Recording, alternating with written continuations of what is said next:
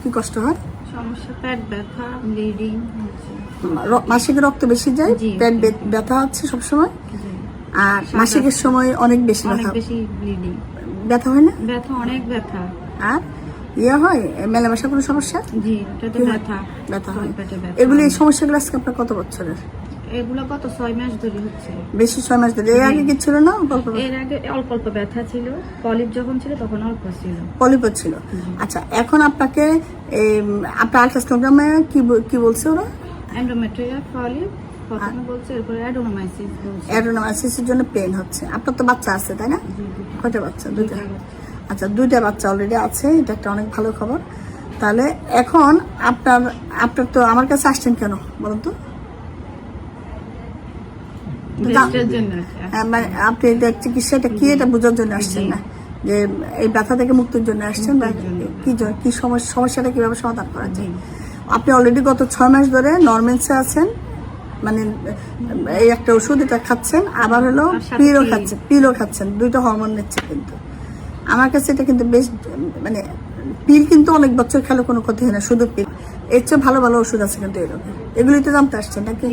আচ্ছা, আপনার রোগটাকে আমি একটু বলি। আমাদের জরায়ুর কাজটা কি আসলে? জরায়ুর কাজ হলো বাচ্চা নেওয়া, মেন জরায়ুর কাজ হলো একটা সন্তান ধারণ করা, তাই না? আপনার আলহামদুলিল্লাহ দুইটা সন্তান আছে, নর্মাল হচ্ছে, দুইটা বাচ্চা সুস্থ আছে, এবং আপনার জরায়ুর রোগের কারণে আপনি এখন কষ্ট পাচ্ছেন। সেই রোগটার নাম হলো অ্যাডেনোমাইসিস। অ্যাডেনোমাইসিস মানে হলো এই যে জরায়ুর এই জায়গাটা থেকে সাধারণত আমাদের মাসিকটা হয়।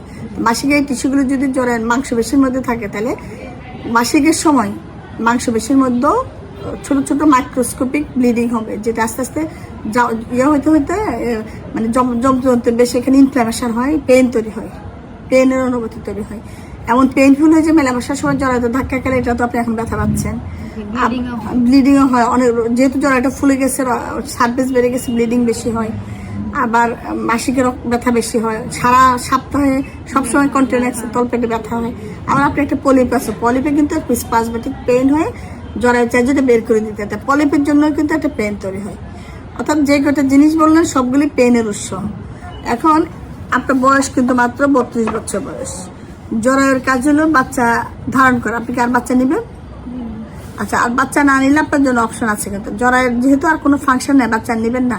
আপনি যদি মেনে নেন যে আমার জরায়ু ফেলে দিলে মাসিক বন্ধ মাসিক তো আর হবে না, এমনিতে আপনার ওষুধ খেয়ে আজকে 6 মাস মাসিক বন্ধ, আবার ওষুধ এটা হলো মেডিসিন দিয়ে বন্ধ করছেন। আর আমরা যদি আপনার পেইনের উৎসটাকে জরায়ু ফেলে দিতে, এখানে অ্যাডেনোমাইসিস আর ভালো হবে না, এভাবে ওষুধ খেয়ে যেতে হবে। এটা একটু বুঝান। এভাবে ওষুধ খেয়ে যাওয়াটা তো ভালো জিনিস না, কস্টলি, আবার হলো পেইনফুল, মানে রিস্কি। আর ডেফিনেটিভ সার্জারি হলো জরায়ু ফেলে দেওয়া, কিন্তু আপনার বয়স কম দেখে ডাক্তার আসলে এটা সাজেস্ট করতেছে না। একই কারণে আমিও আপনাকে বলবো না যে আপনি জরায়ু ফেলেন, তার আগে আপনি ক্যালকুলেট করেন আপনার জন্য ওষুধ খেয়ে বাকি আরো অনেক বছর আল্লাহর রহমতে আপনার মাসিক হবে, এই এতগুলি বছর আপনি কাটাই দিতে পারবেন, নাকি আপনাকে ডেফিনেটিভ সার্জারিতে যাবেন, এটা আপনি চিন্তা করেন। বাচ্চা যদি আরেকটা নেওয়ার ইচ্ছা থাকে, তাহলে তো সার্জারি আর করা যাবে না। বা আপনি যদি মনে করেন যে আমার মাসিক বন্ধ রাখবো না, মাসিক তো অলরেডি আপনি বন্ধ রাখছেন, তাহলে মাসিক বন্ধের কথাটা আসে না, খালি বাচ্চা নেওয়ার বিষয়টা আছে। আপনারা দুজনে চিন্তা করেন, আপনারা যে সিদ্ধান্ত দেবেন আমি সেভাবে আগে, আর এই ওষুধ চেঞ্জ করে আমি অন্য ওষুধ দেবো। আরও ওষুধ আছে একটু কস্টলি, কিন্তু আপনার রোগের জন্য ভালো। আপনাকে মাসিক বন্ধ রাখাটাই আপনার চিকিৎসা, অথবা খালি বড়ি খেয়ে আপনি মাসিক বন্ধ রাখতে পারেন, এতে তেমন কোনো ইয়ে না। হয়তো টানা 6 মাস খেলেন, ছেড়ে দিলেন, কয়েক মাস খেলেন না, আবার খেলেন, এভাবে চলতে থাকবে।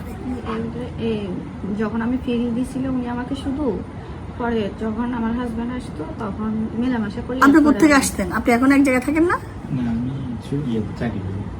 আপনি এখন দূরে থাকেন নাকি কাছে থাকেন? কোথায় থাকেন, কোন দেশে? ও আচ্ছা আচ্ছা, দূরে, মানে অন্য ডিস্ট্রিক্টে আছেন। আচ্ছা, যাই হোক, আপনারা একটু চিন্তা করেন। আর আমি আপনার পলিপ যেটা বললেন, আসলে তো বোঝা যাচ্ছে না পলিপ আছে কিনা, স্যালাইন ইনফিউশন সোনোগ্রাফি করে দেখি, কালকে করবো না। দেখে যদি পলিপ থাকে, অনেক সময় পলিপ রিমুভ করলে পেইন অনেক কমে যাবে। পলিপটাকে যারা স্পাজম করে বের করে দিতে চায় তো পেইন হয়, দেখি না, কাল ডায়াগনোসিসটা করে।